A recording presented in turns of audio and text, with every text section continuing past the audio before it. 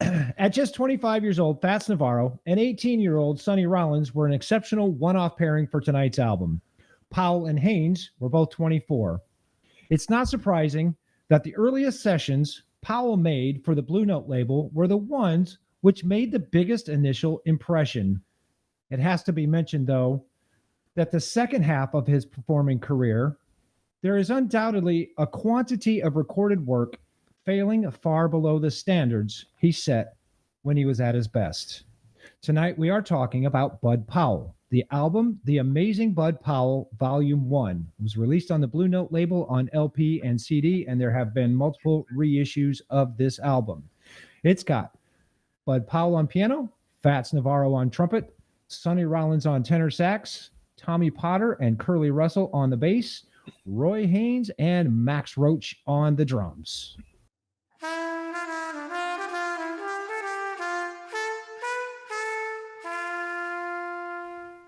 How you guys doing? Good. We're excellent.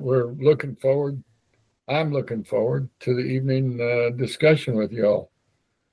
Good. Yeah. Drew, how about you? You doing all right? Doing good. Good. Yeah, definitely looking forward to talking about Bud Powell. Yeah.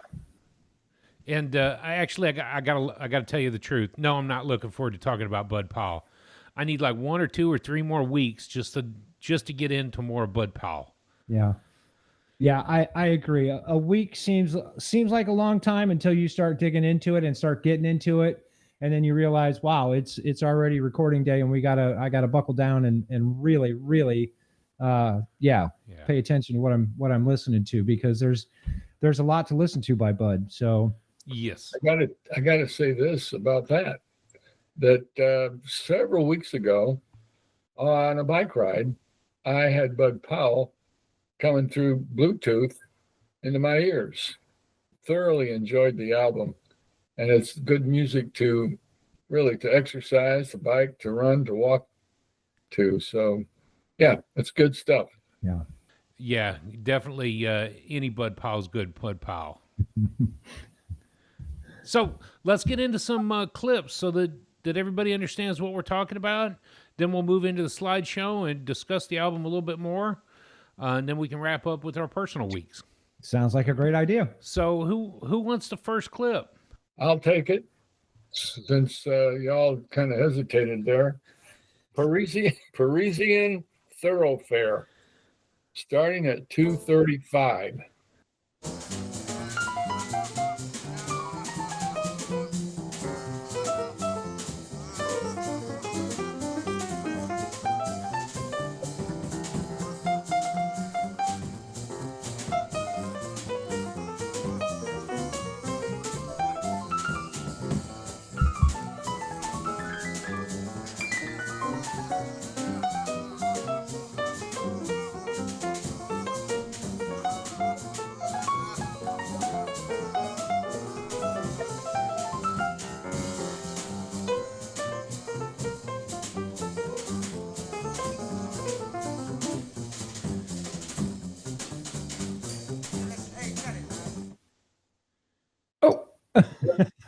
Just like that.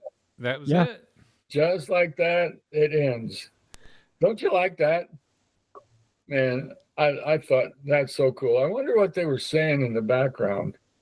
And I didn't look it up, of course. I'm sure we could find reference to what they were talking about. I heard him. There was no conversation going on, but I've often thought about what it would be like to play a bass or a piano or a guitar, where what he's doing is singing the part that he wants to play. So he's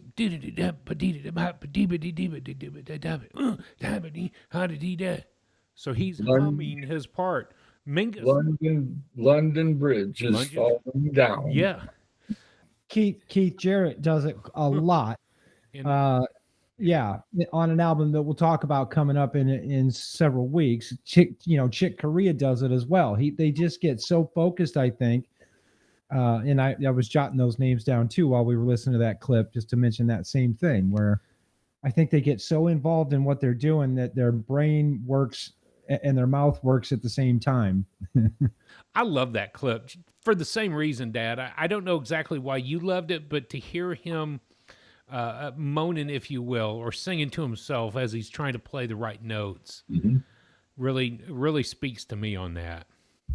Well, he's such a fine pianist that you've got to appreciate the style, the rhythm, the motivate, the drive that he had in this piece. And Oh and yeah. if I understood piano better, I could suggest right hand, left hand, and the way they work together to bring this beautiful piece of music together. And then to simplify it, London Bridge is falling down, falling down. It's so cool. And Right. you might want to talk about Joe Morales this evening when he played a song for Lily. I'll mention that. Please, I got lost. I wasn't sure which one I was playing. yeah. So that's my track. Well, and okay, since you mentioned the piano, I'm going to read to you one of the notes that I made last year when Drew and I did the album. I said, and it's either I read it or I don't think I made it up, but I think I read it somewhere that Bud Powell is one of the in-between artists, and he's moving from the stride and ragtime to the right hand dominant attacking on ragtime piano. The left hand would do the attacking, and then the right hand would just do the finesse work. But Bud switched it, so he's bumping the right hand real hard and letting the left hand just finesse a little bit. So he's one of those in betweens where he can switch from stride to ragtime. Was his dad a stride pianist? Yes. Okay. Okay. My clip, song number 12 on the album, Un Poco Loco. Please start that right at the beginning for me, right at 0, and just play about 45 seconds. Play the head of the song.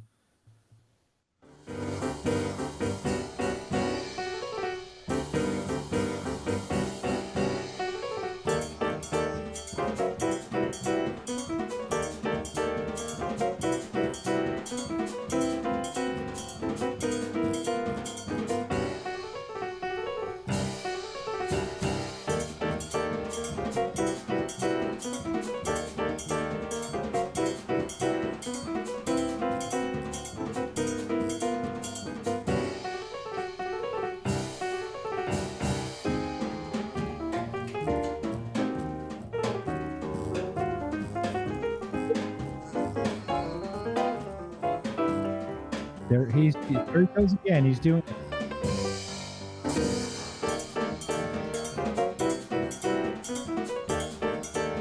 Back to the original key.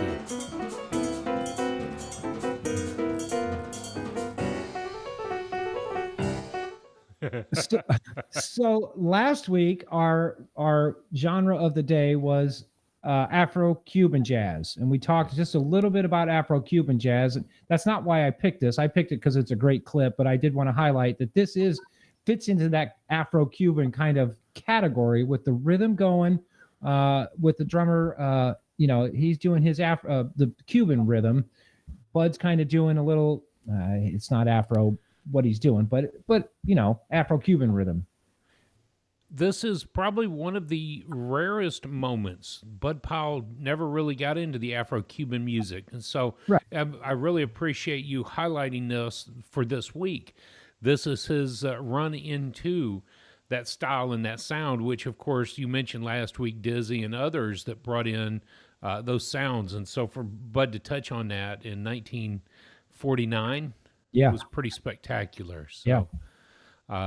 Still in their phases of trying to figure out how the African rhythms can fit into, as well as the Cuban, as well as so many others. I mean, in this decade of music, they're still trying to figure out how jazz works from other worlds, other continents. So I was thinking about Sun Ra when I said other worlds. You're thinking about the orchestra. Sun Ra's on my mind. It's like Georgia. It's always on my mind. Dad, what'd you think of Un Poco Loco? Actually, it was not my favorite track on this album. Okay. It's good. It was good, but for my taste, just seemed to be broken up. Or I know there was rhythm to it, but I had difficulty tracking it, following it. So Yeah, wouldn't score it real high. Clean and Yeah. and crisp that first take. So Yeah, and we should mention that this is a multi uh, year recording, so they did multiple takes of the song. So yeah, on the album that we're discussing, there's like alternate take 1, alternate take 2. There's A Night in Tunisia alternate take. So there's lots of different versions of the same tune that you're going to hear. Even Rudy Van Gilder rendition. yes, and that's I think that's the important thing to note too, Dad. Thanks. This is the RVG edition, which we found online. This is the remastered from 1998. It was originally a bunch of 10-inch records, which they ended up putting as 12-inch, and then later they set it out as a box collection, and then one more time it was remastered and put on CD. So they were bringing a lot of the additional takes in from the 10 inches. So there's a lot of additional music, and it was both this group as well as a trio on this particular disc. Volume 2 has trio work as well as some a different recording session altogether. So really cool on that. The track I wanted to listen to is "Bouncing with Bud." I find that very much a fun track. So, Matt, you were digging for some information. I'll give you a second. Okay. No, I'm good. Yep. Here we go. "Bouncing with Bud." Starting at the beginning, just like Matt's, I want to hear just the head of this. So we'll go from there.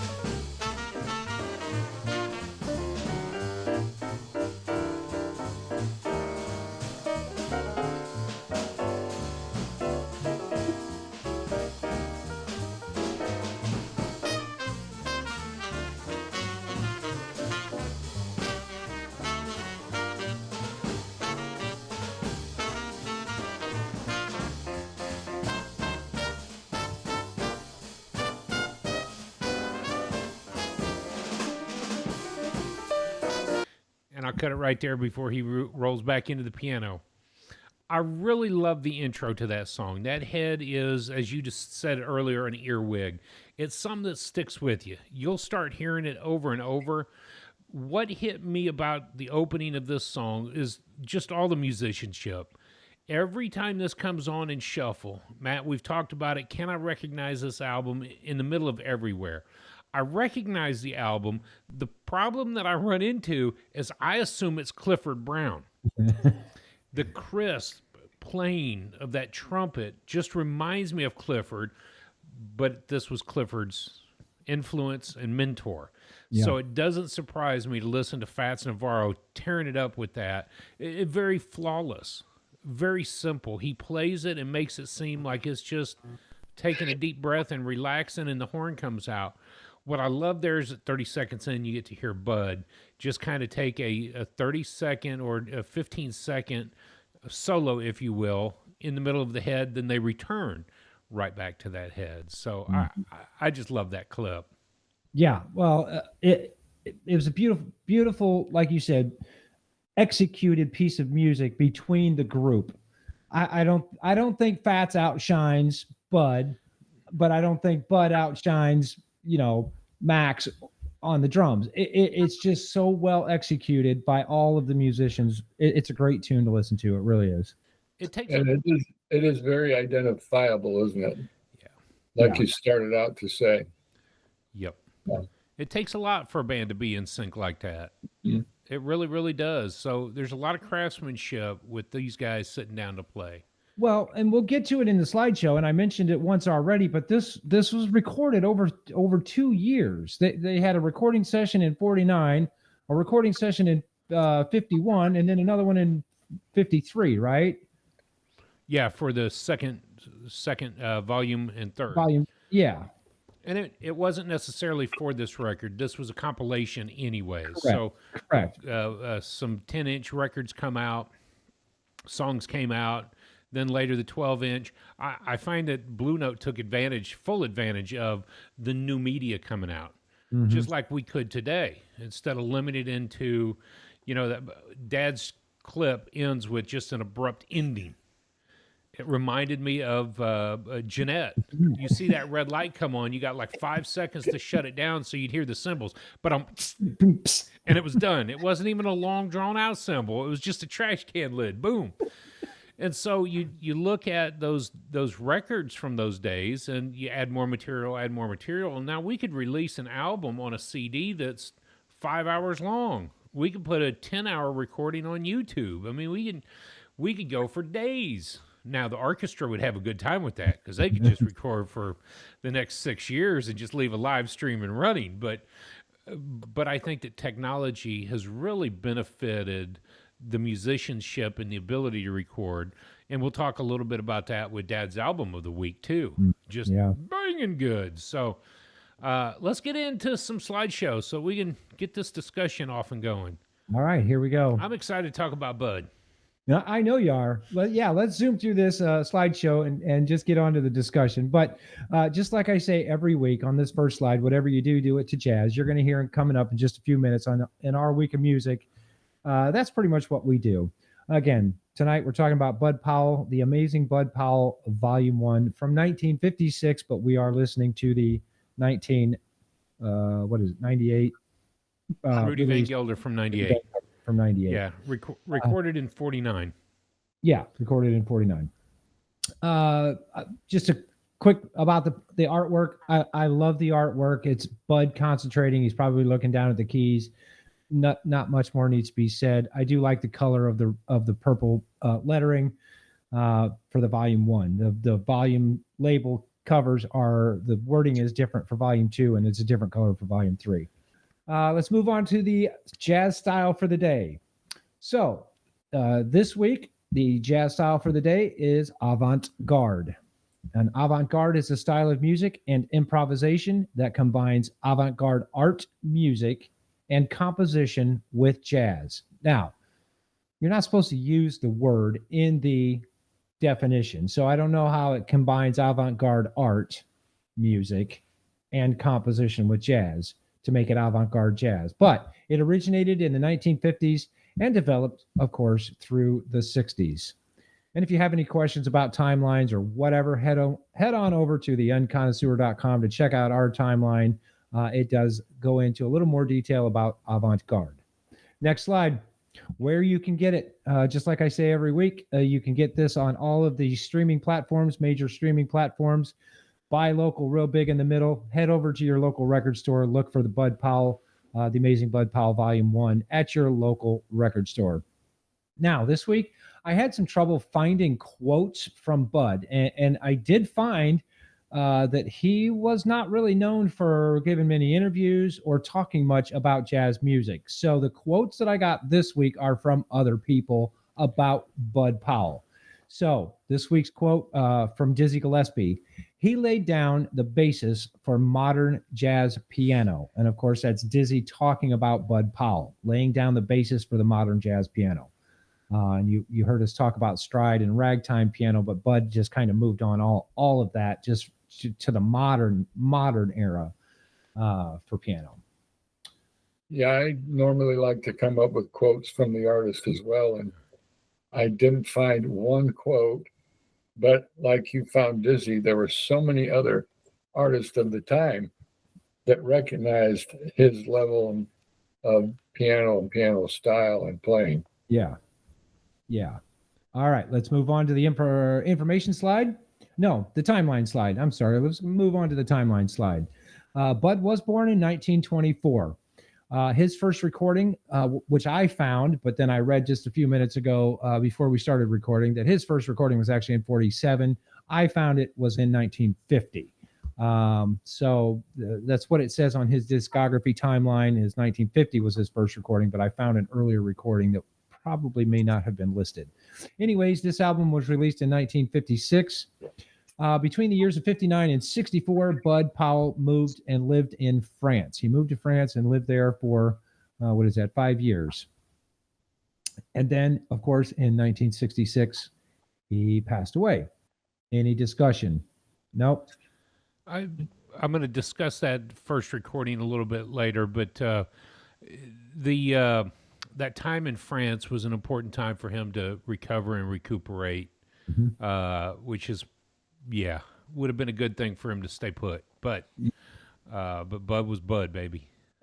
So I was looking at for a couple of words that he said in a book that I had read about him, and I'll leave those quotes out of this just in case we're a kid-friendly show. But he used to talk trash a lot to Charlie Parker, and his language may have been less than ideal for less than a kid-friendly zone. So him moving to France, did that have anything to do with him, the diagnosis of tuberculosis? Did he come down with it there, or did he come down with it in the States and then moved over to France for those years? So his moving overseas was kind of forceful for him to start to clean up. Getting over there, everybody was aware that he was going to be a heavy drinker. Don't let him get out of your sight. And so he was not officially put in lockdown, but he was imprisoned here for his addictions 5 times before he shipped himself out. So it was arrest and recovery, and everybody at the clubs there wanted him to come out and play, come out and drink. And everybody overseas knew, don't encourage his behavior. A couple of times he slipped out, disappeared, and then returned days, weeks later. He was scheduled to come back to the U.S. for a gig and disappeared. No one knew where he was. When they finally found him, it had been like a 3-week bender. Sobered up, cleaned up. Now he's got tuberculosis, so the last thing you need to do is go out on a 3-week bender. Finally, he escaped, if you will, custody of his, I guess it was common law wife. I don't know the details. I was trying to read those this afternoon again, but came back to the States, where then he continued to deteriorate rapidly through his addictions. Mm-hmm. That's so very sad that a man of this style and influence died as he did at such a young age. And Matt, I can't remember in the slideshow if we get into this. One of the tipping factors in the mid-50s for him, as he started to really get a little more isolated, take up a little bit more of the drinking, was the loss of his brother, Richie. Correct. Richie, yep. And you lose your brother like that, and you've already got some addiction issues going on. I can imagine it got pretty bad. And that fateful night was Richie Powell and Clifford Brown with Richie's wife driving. So 3 souls lost in that car accident. And Bud took that tough. Really, really did. Now, is Richie the same one that gave him the nickname Bud? You know, I was looking for that. I think it was Earl Bud Powell. Yep. And Bud was actually a shortened version of brother. So yep. Richie would just call him Bud, short for brother. Like 6 years younger, and he had trouble with the name, so brother came out as Bud. Yeah. Yep. That's all I wanted to interject in that. We're discussing as we go. That's the cool part about the slideshows to me. Yeah, absolutely. Okay, let's move on to the information slide. Some of the influences that I found for Bud were Elmo Hope, who happened to be his piano teacher. And then the wiki page really said that swing music for him since the age of 10, he was so into swing music and he wanted to replicate it. I could just kind of listed that as an influence for Bud. I'm sure that you found at least one more influence, and if you want to talk about it. I did not. No? Okay. All right, cool. So the discography that I found is 32 studio CDs and 6 as a sideman. Bud's genre that I got listed is jazz and bebop. And of course, I mean, bebop being the number one style that he played. Let's talk about 6 Degrees for just a minute, because I made a mistake. Imagine that. Oh, no. Yeah. First one in the last hour. Uh, for 6 Degrees, I put Bud Powell and Charlie Parker. Powell and Parker played with Miles Davis on the album from 1947, right? Yep. Yeah. Yep. So I could have left Charlie Parker out of the middle and just gone Bud Powell, Miles Davis. Straight on. Yeah. So, but I put Charlie Parker in there. They played together. Let me just say that I don't see that as a mistake. You're okay. You're okay. Yes. Yes. Okay, I'll wipe that one away then. A few facts about Bud. Like my father said, Bud's father was a stride pianist. So Bud was probably hearing the piano from baby up until the time that he took up the piano. His brothers were also musicians. So he comes from a musical family. It doesn't surprise me that Bud is Bud. That Bud was Bud. Started taking classical piano lessons at the age of 5. Now, we took piano lessons from a classic lady. She didn't necessarily teach us classical music altogether, but taking classical at the age of 5, I mean, that's just ridiculous. You know, if you can start mastering classical piano, then you're free to go in any direction that you want to, in my opinion. I just remember how hard it was. Bela Bartok for me was some of the most difficult to learn because you really got to think about what's going on with both of your hands all the time. You don't think, you merely do.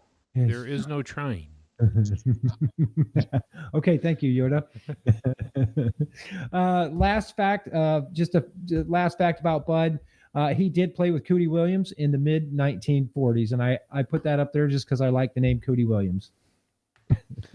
Yep. And I want to clarify something in our discussion just brief moments ago. One of the reasons he did bail out to Europe, and I was just looking at this at my notes, Powell's relocation to Paris in 1959 contributed to the community of African-American expatriates fleeing the racism that was going on. It wasn't until he toured and it was becoming ill with tuberculosis in 1963. So I just wanted to communicate that it was as much to clean up as it was to flee for a little bit better living. Paris especially didn't look at you as African American or secondhand citizen. We had talked about that in some of our previous episodes. Those artists just going over and being treated like regular people and just feeling like they were, superstars over there, just being treated like a normal person. Who was it? Was it Mingus that went over? No, it was before that. It was a lot of other artists though did.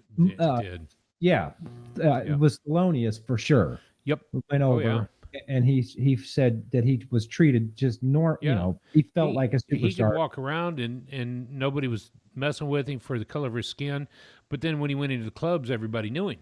Right. And so it was, come on in, let's play some music together. And that was very different in the 60s here in the U.S. So, for sure. Volume 1, first recording. Volume 1. Yep, first recording again where it was in 1949. Then there was a second recording in 51, and then a third recording in 53. There have been 2 reissues of the album. Alfred Lion, is that what you want, Alfred? And Rudy Van Gelder. Rudy Van Gelder was the sound engineer. Alfred Lion was the producer. And then my final fact on the album, Volume 1, most tracks were written by Bud Powell. There are a couple of tracks that he did not write, but it's okay. There's a 52nd Street theme, Thelonious Monk.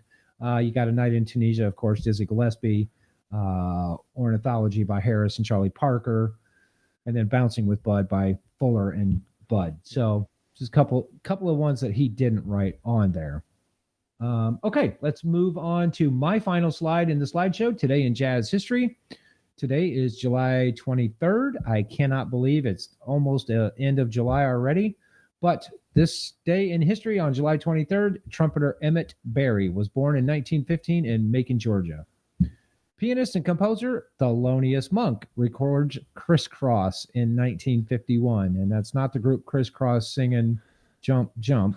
That's Thelonious Monk recording Crisscross. you Sopranos make you jump. Crisscross will make you jump. Soprano saxophonist Steve Lacy was born in 1934 in New York, New York. One final quote on there from Charlie Parker. It's a short quote, but it kind of fits the bill. Bud is a genius, is what Parker said. One of the nights that Bud walked into a club and gave Parker a ton of crap. They were like, everybody sitting around the table said, "Man, you can't talk to Parker like that." And Parker said, "Leave the man alone. He's a genius." Mm-hmm. And so that was part of that engagement in that club that night. So I was looking for that quote again in the book. It's got some fruity language, so I wouldn't ever read the whole quote. Dad, the next slide is yours. That's right. It's yours. I get so excited, even nervously excited about representing the new artist of the week. And this week, we're talking about Mr. Eric Alexander.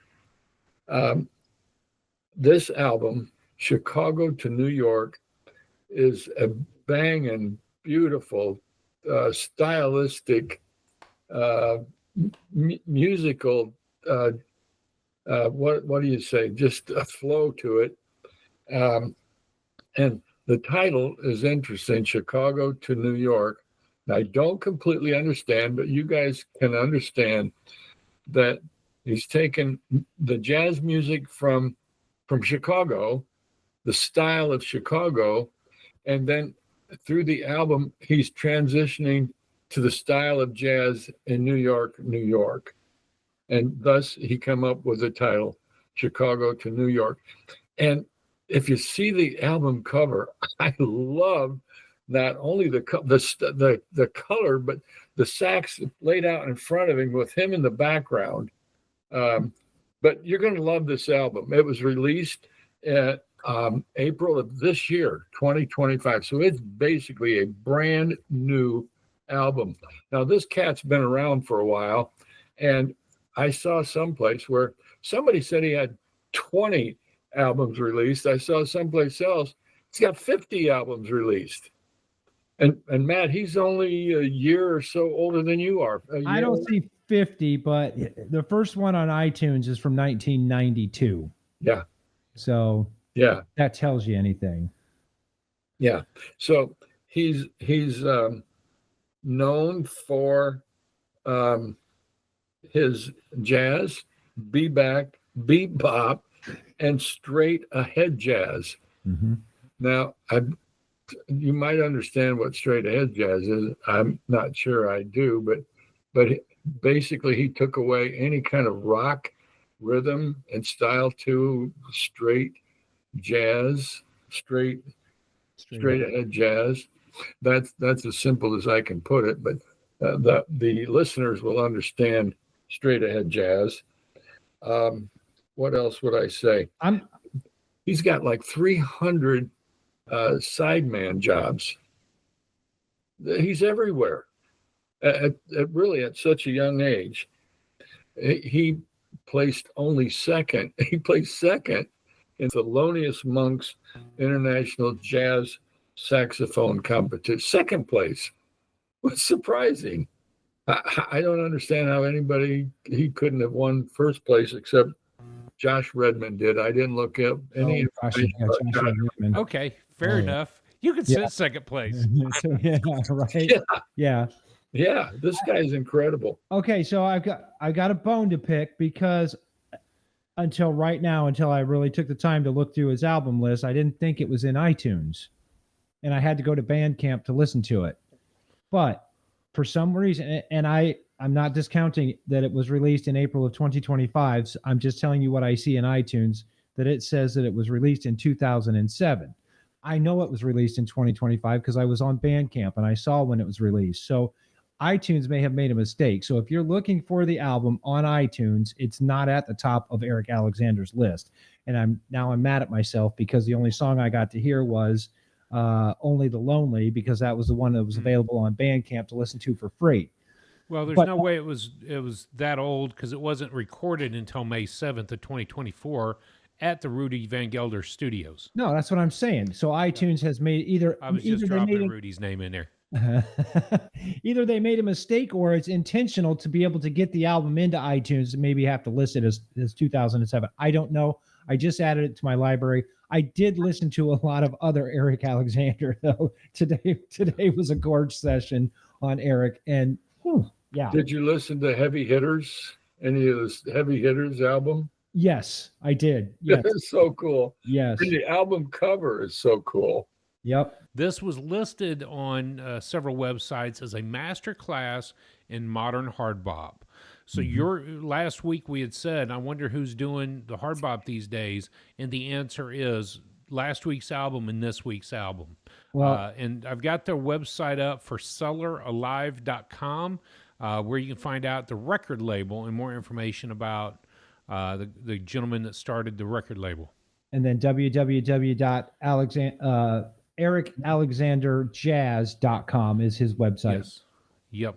Leave it to Dad to pick another banging album because that's like Yeah. 4 weeks in a row now that I don't want to put his artist down. Yep. Right. Get it. I mean, I don't want to take it out of my ears. Yeah. So this is an album I would put at the top of a list if I were to suggest top 10, top 15 or whatever. I'd put this at the top. So where would you put this week's album then? What is it? 23. Where would you put it in your own list? Hey, that's an interesting question. Okay. Yes. So top 15. Yeah. Top 15 out of 10? Top 15 out of 15? Out of 25. Okay. So where would you guys put it? I'd say it would be in my top 25. Okay. Drew? I would too, because he's got some other real banging albums from that, or compilations, if you will. The week that we first listened to this, on day one, we turned a page, and by the end of that day, I'd listened to volume 1, 2, and 3. And then I went to a Fats Navarro album just to dig into Fats Navarro. So I had gorged that day. He had some really great music in the late 40s, early 50s. So I would say that probably 1, 2, or 3 for sure on these albums I would have put in the top 20, maybe even top 15 in my list. 10 of 15. He would be on that top 10 list. If not number 10, right close. So I failed to mention during the slideshow, but on the 99 list, this is a great time to really just tell the listeners, we are using the Jazzwise top 100 albums that shook the world from 2022. They did another list in 99, and they did a second list in 06. This is the third iteration of their list. So that's the list we are using as our guide for our journey on our jazz journey. On the 99 list, The Genius of Bud Powell was at number 14. The volume 1 did not make the list. Volume 1 did not make the list on the 06 list either, and it was the Genius of Bud Powell. So that leads me to believe that I should have spent some time listening to A Genius of Bud Powell this week, which I didn't, and I'll readily admit that. I just couldn't get volume 1 out of my ear. It was just it's so fantastic. I wonder how much of that would have been actually from these recordings. If you start to track a lot of Bud Powell's work, they got dumped on new albums or re-release albums, so some of the original takes may have made it to the Genius of. Parisian Thoroughfare is the only song that's the same on the Genius of Bud Powell album. So Dad nailed it on the head again. Another point for Dad. Score. Because that was his pick for us to listen to. Yeah. You did that on purpose. You did that on purpose, didn't you? What a stroke of luck. Oh, I'm sorry, a stroke of genius. Genius. Yes. There you go. Because it's the Genius of Bud Powell album from 56. So what were y'all's takes on this? I'll go first. I could not put it down. The tunes, like you said, are all recognizable to me. Maybe it's because I'm remembering from a year ago when we did it. I didn't take many more notes except questioning myself of who's Fats Navarro, and I still, I hate to admit it, I have not really dug into Fats too much. I know. He's like the Yoda, dog. Clifford baby, Freddie baby, Lee Morgan baby. Come on. Now I haven't gotten back to Fats yet. I just haven't made it that far. It's a marathon. It's a marathon, not a sprint. I'm going to tell you, go ahead and sprint to Fats Navarro this week. Because if you want to know where Freddie got his love and Lee got his love, listen to some Clifford. If you want to understand where Clifford got his language from, you need to know Fats Navarro. I get it. It's Yoda. You're studying some. I'm studying Luke Skywalker. You're studying Ray Skywalker, and at least go to Obi-Wan Kenobi or Luke just to find out that there really is Yoda out there. All right. I'll make that my mission this week. I'll make that my mission this week. Half of my note page from last year was Fats Navarro. I get it. I do.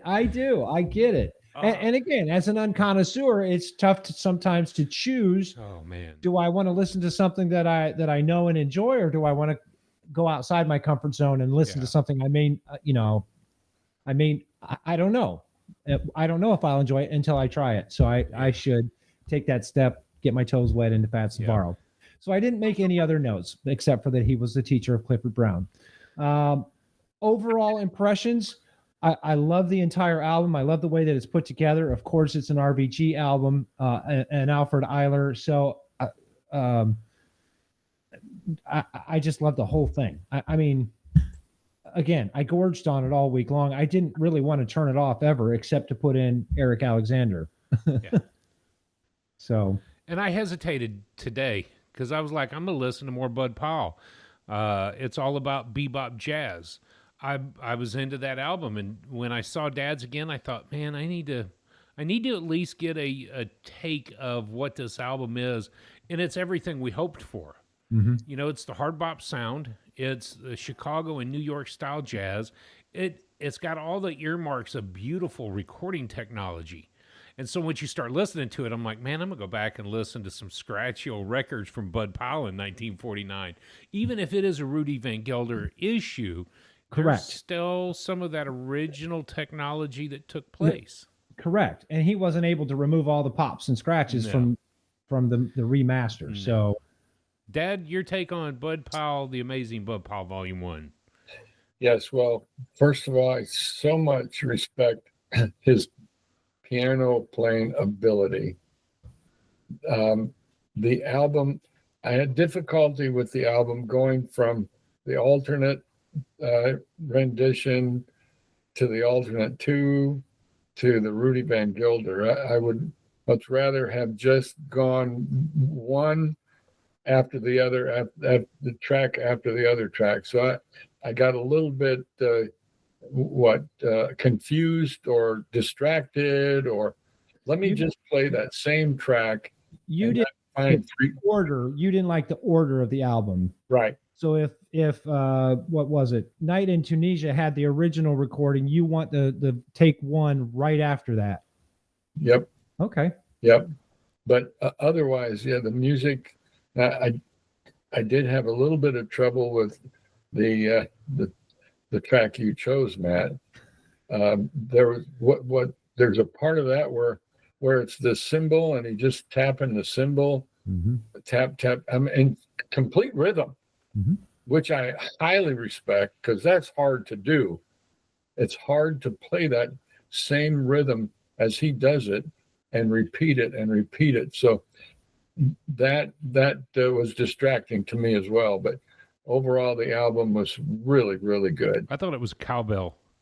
And I started to scream, more cowbell.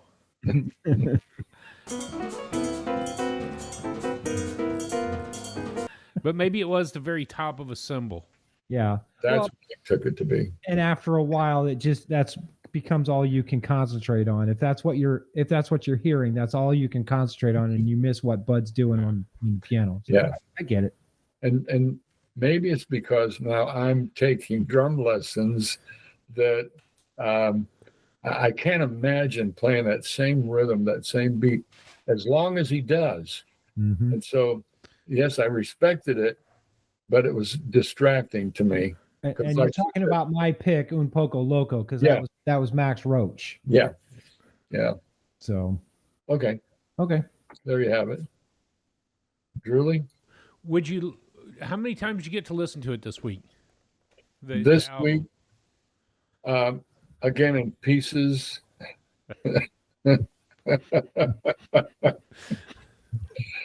I probably worked through the album once, maybe twice this week. Twice, no more. I listened to the Eric Alexander as much, if not more than, but I had listened to this album previous. Oh yeah, yeah. Yeah, I had listened to it several times before this, like probably 3 or 4 different times. That again, I did it while I'm riding my bike, and I felt like I could really flow and feel comfortable on the bike. So, and the timing was good for as much time as I wanted to be on the bike. Yeah. Good point. Yeah. Because when I'm on the bike listening to music, I don't want to be shuffling through songs. If I know the album is an hour and 8 minutes, then I try and go halfway out, half an hour, and then halfway back, so the album ends when I get home. Yeah. Or close to it. Yeah. Yeah. Great. My thoughts on the album, and I saw Matt counting up as I'd ask you how many times you listened to it. When you said twice, I thought you were going to say twice a day.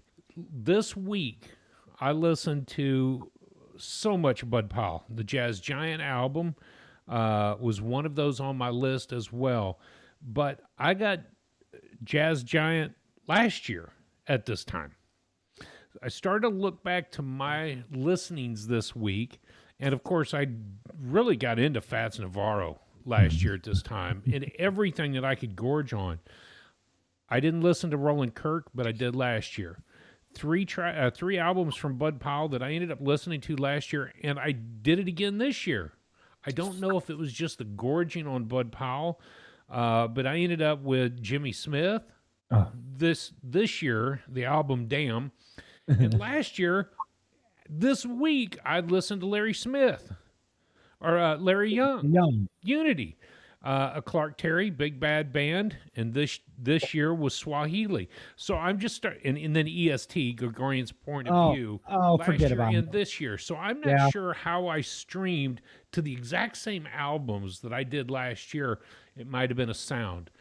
Bud Powell's piano playing has become just an iconic thing in my head. I can hear that sound. I gorged on it because I just finished the Masters of Bebop book. So Ira Gittler had talked about Bud Powell in general, gone on in great depth about his life and the things that he was experiencing at that time. So I really enjoyed hearing the music now, hearing what Ira had to say about him as a musician. So there's a lot of correlation. To me, I love this album. It did move, like you said, Dad, in choppy moments, because I just wanted to hear Un Poco once. And if it was going to be again, put it right after it, and then put the third one. Matt and I had talked about this a year or so ago with albums like this. I almost wonder what it's like to listen to them together. Will you notice the differences of the timing or tempo? Maybe Max played a little less cymbal in take 2 or take 3. And so how much of that does take place? Listening to just the fact that they sat down to record this is phenomenal. It's a recorded history of where they were at, where they were going, and what they wanted to accomplish as musicians. So to me, this is just a banging great album. Great musicianship on it. Yeah. Mm-hmm. Yes. It would be hard today. I don't know how, I mean, I could figure it out, but how to play 2 songs at the same time, literally at the same time, take 1 and the original take, to start them exactly at the same time and see if they're in the same tempo, or you really have to pay attention to, like you said, does he ride the cymbal quite as loud right in this section of song? It'd be fun to try and figure out, wouldn't it? I didn't find the order of the album difficult, though, for me. Because, like you said, even if you listen to them back to back, you're not going to tell the minute differences between the original take and take 1, take 2. So what it was for me was the order of the album. I always think, oh man, did I restart? Is it replaying already? Yeah. You know, I've already heard this song. Is it replaying already? So, and then of course, I have to look. And then I get excited. Oh, there's still more to come. There's more. There's more. Yeah. More, please. So, Well, yeah. Go ahead. Go ahead. no, you. I was just gonna say. So, how would everyone rate this album? You're asking for a rating. I'm asking for a rating. Okay. I gave the album a 9. A 9. It's 2 weeks in a row. Based on my criteria and then thinking through all the different criteria, coming up with a number 9. And so yeah, I think what really cut the score down was Loco Poco Poco. Loco. That's really the big kicker for me that lowered my score from 9 to 9.5 even. Okay. Man, he get nitpicky on that. Yeah, I'm telling you. Too much cowbell. You know what? He's going to get drafted away from our channel. He's going to go to a better jazz channel. He's going to get drafted away. That's what he's, yeah. Tell me he's why that drum solo sucked, Verlin. Too much ride cymbal. It's too loud. Is that what you wanted, Alfred? Yeah, he's going to go major league and leave us in the sewers alone. I'm going to go with Eric Alexander's Heavy Hitters, man. Yeah. So for me, it met all of the criteria, and we talk about it a lot. The craftsmanship for me this week was there. The awareness, I could kind of pick out where everyone was, how they played together, how aware they were together.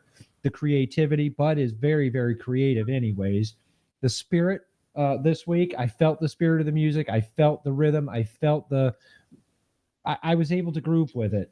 The emotion is the reason that my score is an 8 out of 10 this week for Bud Powell. It's just the emotion. It wasn't my favorite. We're coming off of Cecil Taylor. So a cowbell and a ride cymbal would have gotten a better score for me this week, than Cecil Taylor did last week, just coming off of that week. Bud, of course, a great musician. I couldn't go all the way to 10. I may change my score this week. I mean, I would change my score if we did that. We don't do that, but I'd go up to a 9 this week. I could change my, but last year for me, it was an 8. Bud Powell 8. I was carried away by the album. I really thoroughly enjoyed listening to the pianist do his thing. And later then finding out who he was and a little bit of his history, it helps. But this album to me, Fats Navarro being the trumpeter on it and as closely related in horn style as Clifford Brown, I got excited. But you could hear a lot more of Bud. It was it was his instrument. He was leading the band. So you heard a lot of that piano. I heard some classical tunes in there. You could hear the stride come out in that. You could hear the bebop coming out in that. And so to me, it was all of the markings of just brilliance.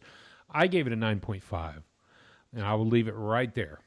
I think that was a pretty fair score. I might just go to a 10 for it, but I think Volume 2 and 3 have a lot more really great stuff as well. So 1, 2, and 3 is one large album. Of course, it's a 10 because it just sums it all up. Yeah. But that was it for me.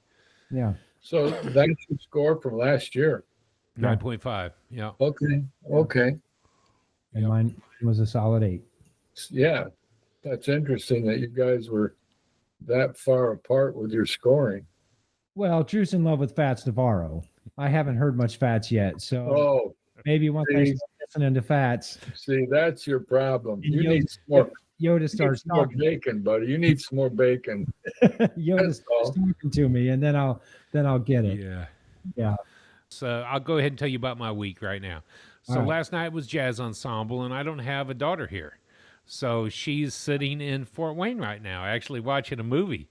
So last night I went to the Ensemble Sunday night gig anyways, which was super awesome. And I told Joe Morales on Saturday, I said, one of these days, I'm going to actually get as good as Liam. That's kind of what I'm striving for right now. The kid can blow a horn.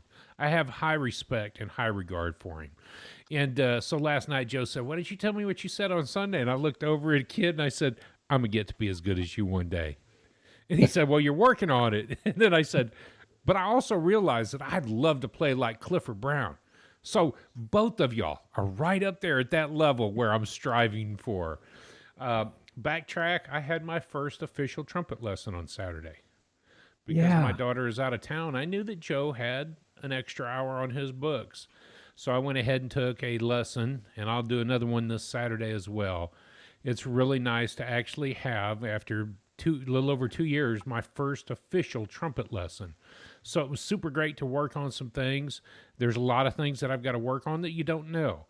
Now, that leads me to where I was hoping Lily was here tonight, just to intervene here. She and I got to play at the Austin Bergstrom International Airport. It was Kids Week at the airport, and they were featuring student musicians. The New School of Music Austin was honored to have a spot to bring the Sunday night ensemble. I happened to be one of the old kids that was sitting on that stage, and Lily and myself bookended the horn section. We had a really great rhythm section, as always.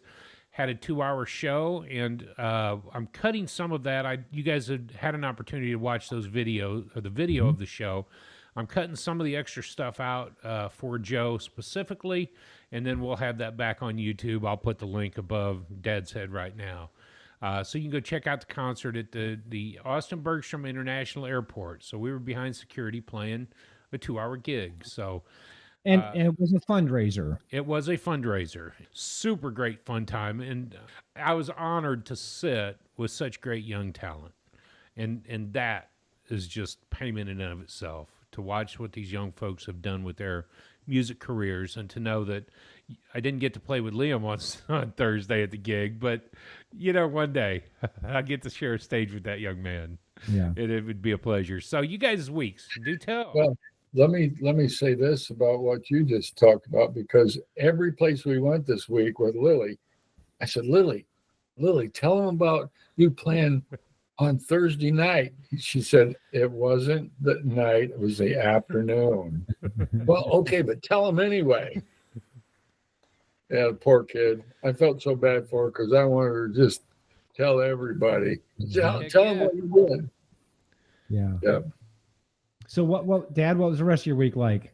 Well, hey, on Tuesday night, I went to hear the Fort Wayne Community Band, and they had some really, really tasteful, really good music.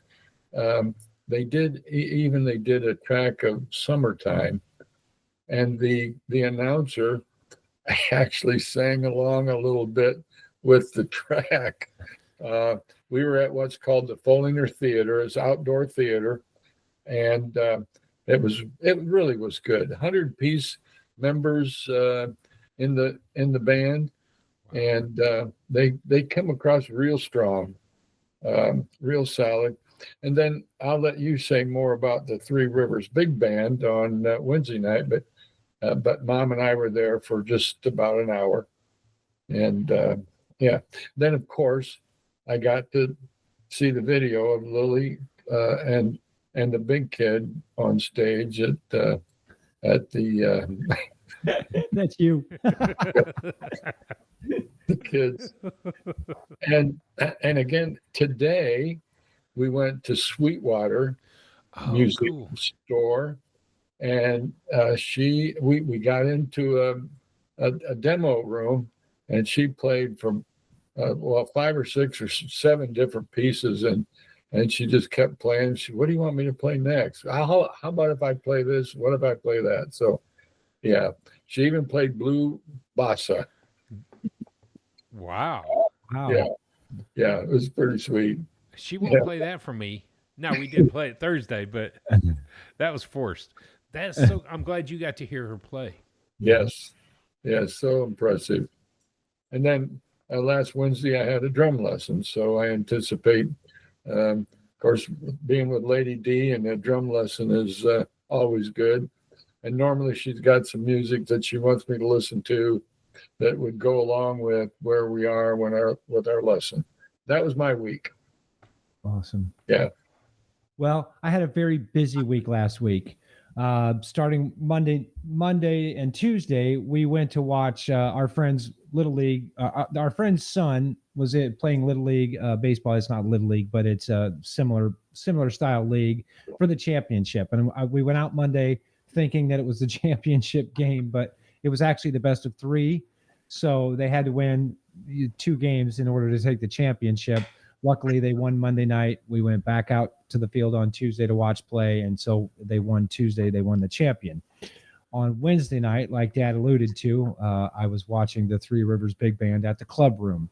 You know as well as I do, I kind of refused to miss that, and I didn't want to have to tell Jason that I wasn't coming on Wednesday for the 3rd game if I would have gone to game 3, but I would not have gone to the baseball game, and I would have gone to see Three Rivers Big Band.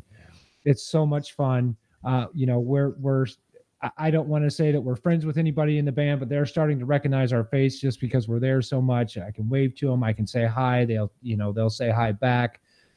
It's just a great time to hear professional musicians playing the music that I love anyways. I don't know how much they get paid to play on Wednesday night, but they don't get paid enough because they just do an amazing job. Then on Thursday, Kendra and I both got a text early Thursday morning at 9:00 from Lady D saying that she was asked that 10 minutes ago, Thursday morning, to play country music with Dave Martin, who also plays the stand-up bass, the double bass for the Three Rivers Big Band. But his wife is also a country singer, she plays guitar and sings.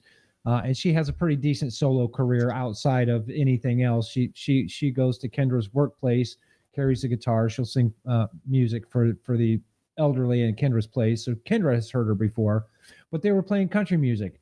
The guitar player from the Sweetwater All-Stars, Lady D on the drums. You got Dave Martin on the electric bass playing country music, and then his wife, Carolyn Martin, playing the guitar and singing. Amazing. Now, the band that we went to see Friday night, Hubie Ashcraft, the bass player for that band is a friend of ours, Missy Burgess. She was there on Thursday night listening to country music. She's just like she is every Thursday night. She takes Shirley out there every Thursday night to listen to country, and they have dinner and listen to country music. But it's so fun to talk with her while Delaney's playing and listen to her and Delaney communicate. During the break, Delaney came up and Missy was talking to her. And Delaney's like, or Missy even said, "Do you know any of these songs?" And Delaney said, "Nope, but once I get the rhythm down, it's just rip it, just grip it and rip it and get it, But Carolyn, Martin, and Dave, they take such good care of Delaney as far as, intros go. And when they're ready to stop, they'll give her a little cue as they didn't have any time to practice. And granted, Lady D wasn't doing a whole bunch of fabulous fills, but it's country music. You don't get that on drums anyways from a country drummer. You just kind of set the time and start and stop together. She did an amazing job. I was so proud of her. Everyone just raved on her. There was a table behind us. They were chit-chatting while Kendra and I were eating a snack, and I was listening close, and then I turned around. I said, "Be careful what you say, because that's my daughter that you're talking about." And they laughed. They were, "Oh no, we were saying all good stuff." I know. I'm just joking. But so then Friday night, we're out at the winery watching Hubie Ashcraft play, and that band is just an amazing band. I had a lot of live music in my ears this week. It was a great week. Of course, on Saturday you missed the pond party. Or I'm sorry. That was on Sunday. Sunday you missed a pond party. Saturday. I didn't. Saturday. Yeah, Saturday. Thank you. Yeah, Saturday. I didn't have a lot of jazz in my ears on Saturday, except for the way I get to listen when I drive. I get to listen to what music I want. So I had jazz all the way to Aunt Debbie's house. Whew, that was my week in music. Nice. Big week. A lot of Bud Powell. Yeah. So Yeah. excellent. Yeah. Good deal. I was jealous of you that you were able to be there Thursday and Friday. Yeah, Right. Thursday. Well, I tell you, it was hot Friday. I hadn't had any caffeine pretty much all day, and by the time we got to the winery, I was exhausted. It was pretty much all I could do just to keep my eyes open, and that's no joke. Yeah. I was just so tired on Friday when we got there and just ready to just crash. But yeah, Drew, why don't you introduce next week's artist? Next week's artist, and I definitely hope that y'all put this in your ears between now and then, is the Mahavishnu Orchestra with John McLaughlin. The album, The Intermounting Flame. This was on Columbia LP and CD. It was recorded August 14th of 1971. Yes, we are going to the electronic fusion of jazz with the Mahavishnu Orchestra. John McLaughlin on guitar, Jerry Goodman on violin, Jan Hammer on piano, electric piano in Mini Moog, Rick Laird on the bass, Billy Cobham on drums. So what an album this could be if you are down for electronic fusion or jazz fusion, as we would call it. So Yeah. stay tuned for next week. It's not Pat Metheny fusion. This is rock, funk. Hey. Yeah. This is all kinds of different rhythms and beats, and yeah, I'm About a month ago, I hung out with a guy that played with John McLaughlin. yeah, you did. Why not? So, Why not? As always, please dig into this album. Stay tuned for next week's episode as we dialogue about our thoughts on John McLaughlin, Mahavishnu Orchestra. In the meantime, don't forget to check us out on our website, theunconnoisseur.com. Matt's on TikTok. We've got YouTube Shorts coming soon. And, of course, we're always here on your 3 favorite podcast channels. So thanks for tuning in, everybody. We look forward to seeing you next week. Same bat time, same bat channel. Nanu. Live long and prosper. Cheers, guys. Beep, beep, beep, beep, beep. Special news announcement after the final recording. Matt, you got something for me. I just got my very latest copy of Jazzwise magazine. And while I was perusing through it and reading the articles, I ran across a whole article dedicated to Eric Scott Reed, who we covered last week as our new artist of the week. So if you get a chance and you got Jazzwise magazine, check out the article for Eric Scott Reed. It's a great article. Did you read the article of the cover artist? Yeah, artist. I saw Well, yeah, her. look who it is. Nina Simone, Nina baby. Simone. Mhm. Yeah. Of course, it's really cool because I see Bella Fleck on there, and then I see who was in the upper right-hand corner there. Gary Crosby, Gary Crosby. the original I just jazz. got- player. Yeah. Tomorrow, I just saw an article from Tomorrow's Warriors, which was a spread from Jazz Warriors. Yep. So, Yep. So latest issue of Jazzwise magazine. Check it out. Eric Scott Reed. Cool. And that's a wrap from our counter to yours. Stay tuned for our OnlyFans edition.